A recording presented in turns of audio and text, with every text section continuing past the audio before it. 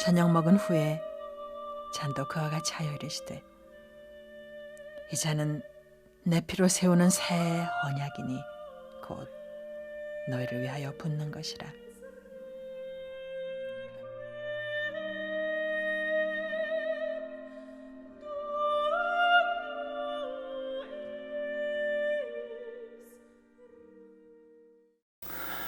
다 같이 사도신경 고백하심으로 고난주간 가정 저녁 기도의 넷째 날을 시작하겠습니다. 나는 전능하신 아버지 하나님 천지의 창조주를 믿습니다. 나는 그의 유일하신 아들 우리 주 예수 그리스도를 믿습니다. 그는 성령으로 잉태되어 동정녀 마리아에게서 나시고 본디오 빌라도에게 고난을 받아 십자가에 못 박혀 죽으시고 장사된 지 사흘 만에 죽은 자 가운데서 다시 살아나셨으며 하늘에 오르시어 전능하신 아버지 하나님 우편에 앉아 계시다가 거기로부터 살아있는 자와 죽은 자를 심판하러 오십니다. 나는 성령을 믿으며 거룩한 공교회와 성도의 교제와 죄를 용서받는 것과 몸의 부활과 영생을 믿습니다. 아멘. 다 같이 찬송가 146장을 부르겠습니다.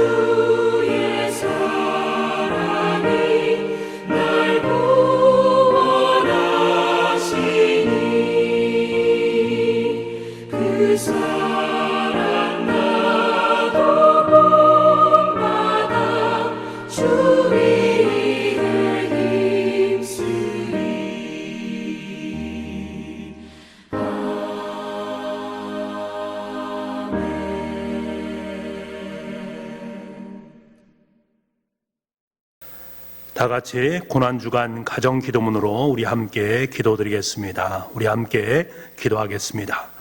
사랑의 아버지 하나님, 죄로 말미암아 죽었던 우리를 위해 독생자 예수 그리스도를 이 땅에 보내주시고 갈보리 십자가를 지게 하심으로 우리를 구원하여 주시니 감사드립니다.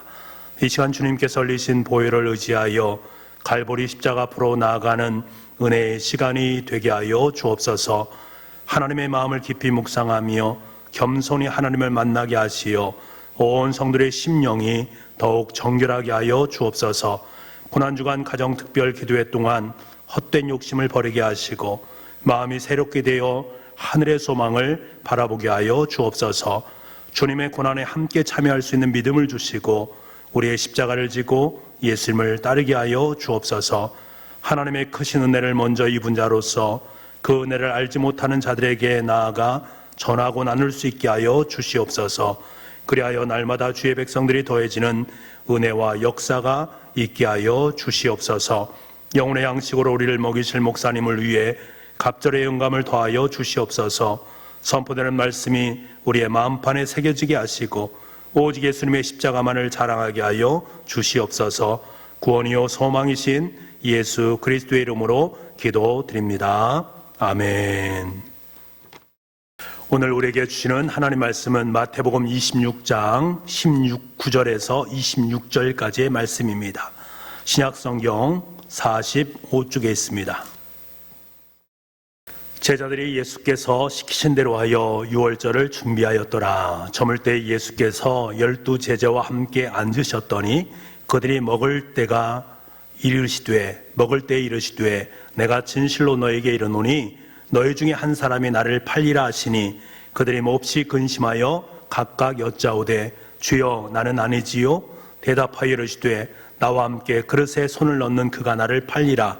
인자는 자기에 대하여 기록된 대로 가거니와 인자를 파는 그 사람에게는 화가 있으리로다. 그 사람은 차라리 태어나지 아니하였더라면 제게 좋을 뻔하였느니라. 예수를 파는 유다가 대답하이르되 랍비여 나는 아니지요. 대답하시되 내가 말하였도다 하시니라. 그들이 먹을 때에 예수께서 떡을 가지사 축복하시고 떼어 제자들에게 주시며 이르시되 받아서 먹으라. 이것은 내 몸이니라 하시고. 아멘. 예수님을 죽이려는 음모는 대제사장들과 서기관들과 바리새인들에 의해서 수요일에 계속해서 이어졌습니다. 그럼에도 불구하고 수요일에 예수님은 낮에는 성전에서 가르치시고 밤에는 감람원에서 쉼을 얻으셨습니다. 기도하면서 쉬셨습니다. 태풍 속에 고요한 태풍의 논이 수요일이었습니다. 이 태풍의 논은 목요일 날도 계속 떼어졌습니다. 그리고 목요일 저녁 주님께서는 제자들과 유월절 만찬을 같이 하셨습니다. 엄밀하게 보면 예수님은 유월절 예비일에 하는 만찬을 하지 않으시고 하루 앞당겨서 목요일에 만찬을 하셨습니다. 유월절 만찬이다 라고 말하면은 요일로 따지면 금요일에 해야 될 것인데 예수님께서는 목요일에 만찬을 하셨습니다. 왜 이렇게 하셨을까? 그 이유가 무엇일까? 이를 알기 위해서는 예수님이 죽으실 때를 살필 필요가 있습니다.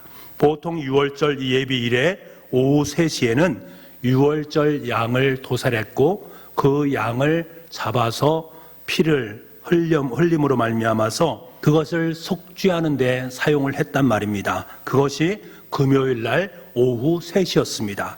그런데 놀랍게도 유월절 예비일 오후 3시에 예수님께서 어떻게 되셨습니까? 예수님께서 그 시각에 십자가에 못 박혀서 운명하셨습니다. 마가복음 15장 33절 말씀에 제9시라고 되어 있습니다. 오후 3시를 의미하는 것입니다.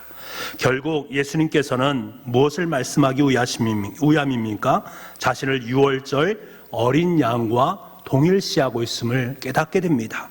이미 이 같은 사실을 세례 요한이 이어낸 바 있지 않습니까?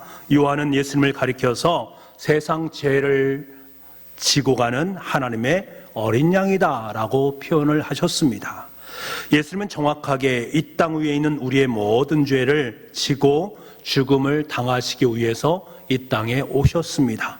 그리고 그 아름다운 죽음으로 말미암아 우리와 함께 살기를 원하셨습니다. 주님은 우리를 떠나 살기를 원치 않으셨습니다.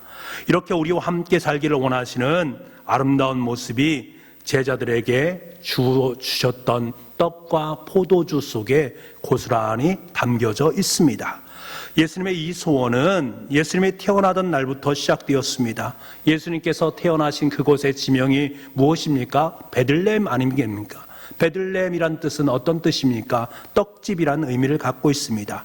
떡으로 이 땅에 오신 주님께서 떡으로 우리 인간에게 자신의 모든 몸을 내어주심으로 말미암아 우리의 모든 죄를 대속해 주셨다라는 것입니다.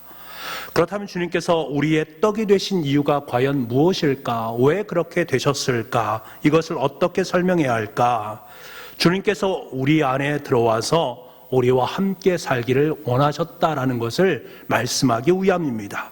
주님의 살과 피가 우리의 살과 피로 성육화되기를 원하시는 그 마음이 있습니다. 우리가 성만찬을 할 때마다 다짐해야 되는 것은, 꼭 기억해야 되는 것은 주님과 함께 사는 것이다 라는 것을 인지하는 것입니다. 예수님께서 주시는 떡과 포도주를 마시면서 그것이 내 몸에 성육화되어지고 나도 또한 주님과 함께 더불어 살아가는 존재로 늘 인식하는 것이 중요합니다. 누가복음 22장 19절부터 20절 말씀에 뭐라고 말씀하십니까? 예수님의 말씀을 들어보십시오. 우리 함께 이 말씀을 읽어보겠습니다. 같이 읽겠습니다. 시작. 또 떡을 가져 감사 기도를 하시고 떼어 그들에게 주시며 이르시되 이것은 너희를 위하여 주는 내 몸이라. 너희가 이를 행하여 나를 기념하라 하시고 저녁 먹은 후에 잔도 그와 같이 하여 이르시되 이 잔은 내 피로 세우는 새 언약이니 곧 너희를 위하여 붓는 것이라. 너희를 위하여 주는 내 몸. 여러분, 이것이 주님의 마음이었습니다. 몸을 찢어 제자들에게 주고 싶은 간절함, 이것이 주님의 깊은 사랑이었습니다. 주님은 이 사실을 우리가 잊지 않기를 원했습니다. 그래서 주님은 성만찬의 귀중함을 지킬 것을 우리에게 요청하고 계신 것입니다. 주님께서는 이를 행하여 나를 기념하라 라고 말씀하십니다. 원래 헬라어로 기념하다라는 말은 기억하다라는 말입니다. 주님께서는 우리와 함께 있고 싶은 그 마음, 그것을 우리가 늘 기억하기를 원하신다라는 거예요. 주님은 자신을 떡에 비유해서 먹게 하심으로 도무지 잊을 수 없는 기억이 되게 하셨습니다. 그래서 기억하라라고 우리에게 부탁하셨던 것입니다. 하지만 제자들은 예수님을 이 말씀을 기억했습니까? 그렇지 못했습니다.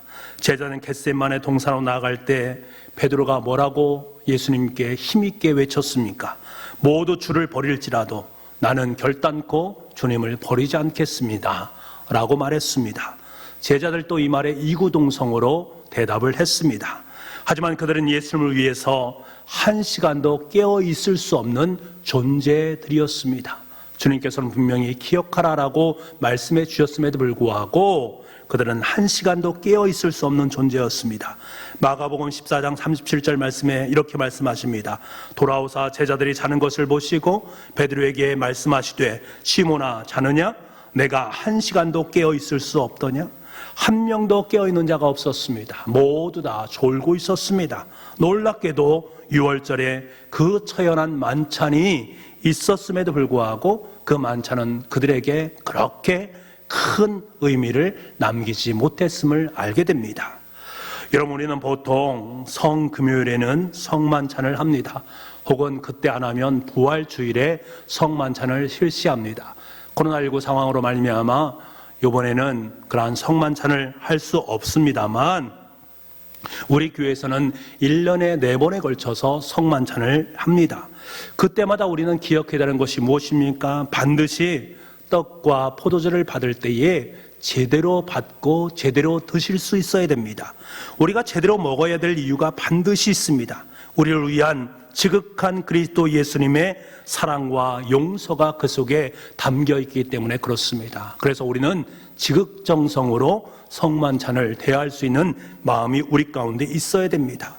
여러분, 성경을 자세히 읽어보면 알 수 있지만 주님이 지신 죄는 이 세상의 모든 종류의 죄를 다 짊어지셨습니다.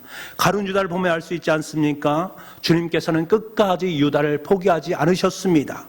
유월절 식사 때 떡을 떼어주신 주님께서는 너희 중에 한 사람이 나를 팔 것이다 라고 말씀하십니다. 이때 제자들이 뭐라고 말합니까? 모두 다 근심해서 주여 나는 아니지요, 주님 나는 아니지요 라고 대답을 합니다. 그때 주님께서는 명확하게 말씀하십니다. 마태복음 26장 23절 말씀에 대답하여 이르시되 나와 함께 그릇에 손을 넣는 그가 나를 팔리라 라고 말씀하십니다. 그때요 유다가 이렇게 물었습니다. 라비요 나는 아니지요, 랍비요 나는 아니지요.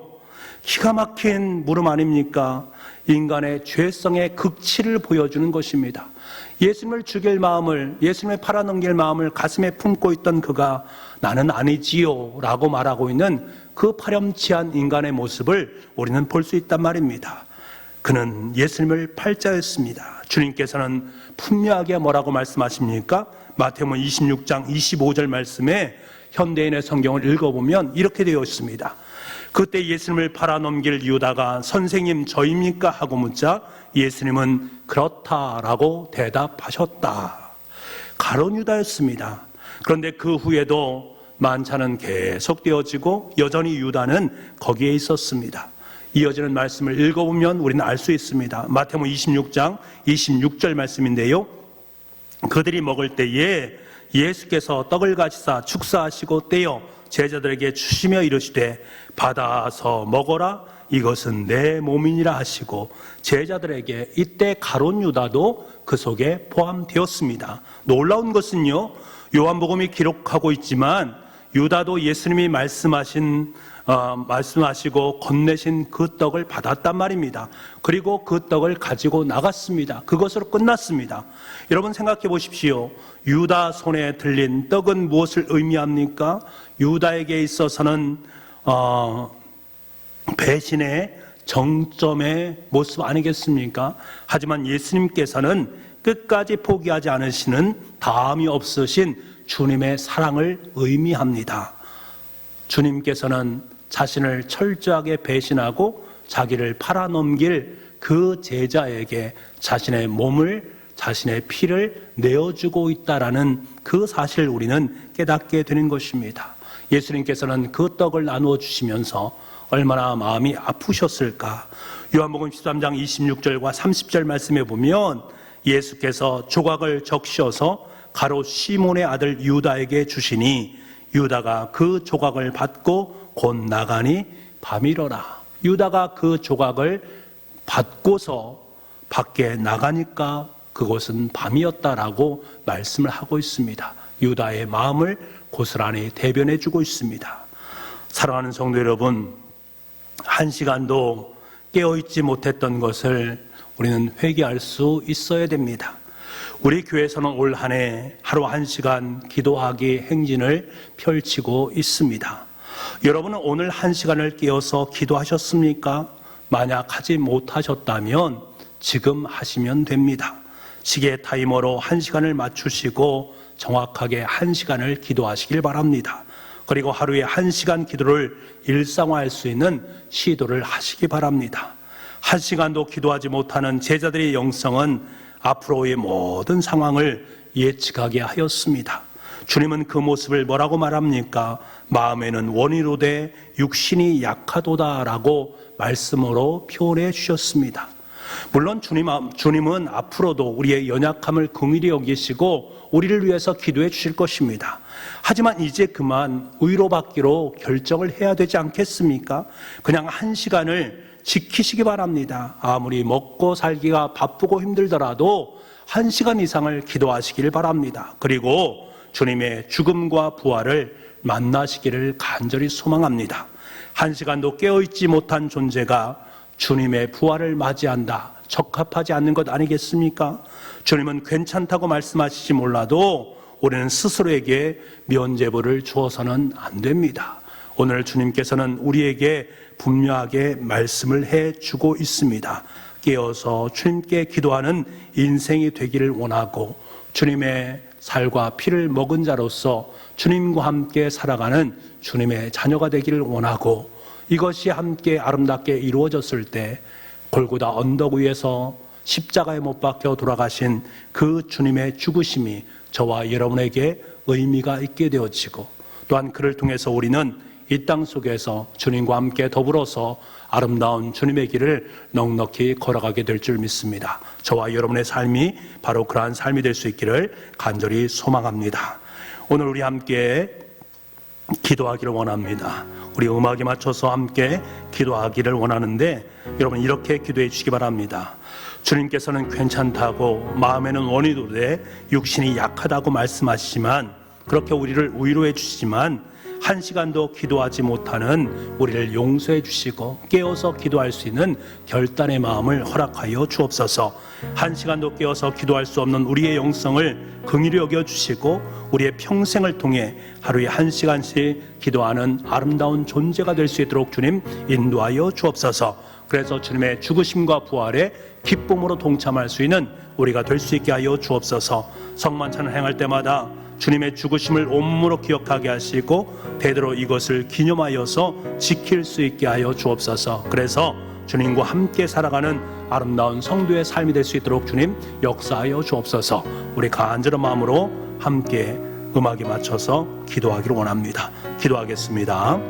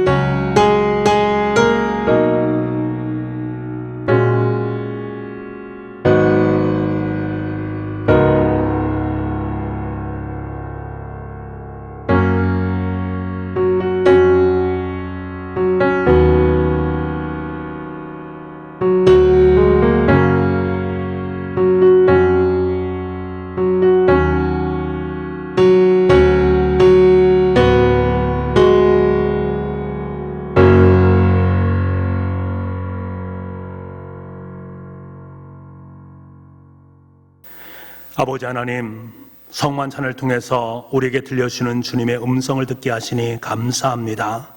주님께서는 자신의 온 몸에 살과 피를 우리를 위해서 쏟아 부어주셨습니다. 주님께서는 그것을 기억하고 기념하라 라고 말씀해 주셨습니다. 우리가 살아가는 모든 날들 동안 주님께서 우리와 더불어 살아가기 위한 주님의 마음임을 깨닫게 하여 주옵소서. 우리가 성만찬을 대할 때마다 주님과 늘 동행하는 귀한 자의 삶임을 깨닫게 도와주시고, 그래서 넉넉히 주님의 길을 거뜬히 걸어갈 수 있도록 주님 인도하여 주옵소서. 주님께서는 마음에는 원이로되 육신이 약하도다라고 말씀하시면서 한 시간도 깨어있지 못하는 제자들에게 아버지 하나님, 주님께서는 안타까운 마음을 가지셨습니다. 아버지 하나님, 우리도 깨어서 기도할 수 있는, 그래서 주님 앞에 아름답게 세움받을 수 있는 우리 모두가 될 수 있기를 간절히 소망합니다. 우리가 깨어서 기도할 수 없는 우리의 영성을 긍휼히 여겨주시고, 우리가 한평생 주님과 늘 아름다운 교제를 나눌 수 있는 하루하루 한 시간의 기도가 우리의 삶 가운데 일상이 될 수 있도록 주님 역사하여 주옵소서. 우리 교우들의 가정과 일터와 교회를 위해서 기도합니다. 우리 가정들의 어려운 부분을 주님께서 너무나 잘 알고 계시오매 하늘의 부유한 손길로 가장 필요한 것으로 아름답게 채워주시고 공급하여 주옵소서. 코로나19가 하루속히 종식될 수 있게 도와주시고, 이를 위해서 애쓰고 수고하는 모든 분들의 삶의 자리 속에 하나님 용기와 힘을 덧입혀 주옵소서. 그뿐만 아니라 코로나19로 어려움 가운데 있는 우리 교우들의 가정들 주님께서 기억하셔서 아버지 하나님의 아름답고 복된 것으로 그의 인생을 가득 채워주심으로 말미암아 하나님께서 함께 하심으로 이 모든 것을 넉넉히 이겨냈다, 귀한 고백을 하나님께 올려드릴 수 있는 복의 자녀들 될 수 있도록 주님 은총 덧입혀 주옵소서. 모든 말씀을 예수님의 이름으로 기도하옵나이다. 아멘. 주님께서 가르치신 기도로 예배를 마치도록 하겠습니다. 하늘에 계신 우리 아버지, 아버지의 이름을 거룩하게 하시며 아버지의 나라가 오게 하시며 아버지의 뜻이 하늘에서와 같이 땅에서도 이루어지게 하소서. 오늘 우리에게 일용할 양식을 주시고 우리가 우리에게 잘못한 사람을 용서하여 준 것 같이 우리 죄를 용서하여 주시고 우리를 시험에 빠지지 않게 하시고 악에서 구하소서. 나라와 권능과 영광이 영원히 아버지의 것입니다. 아멘.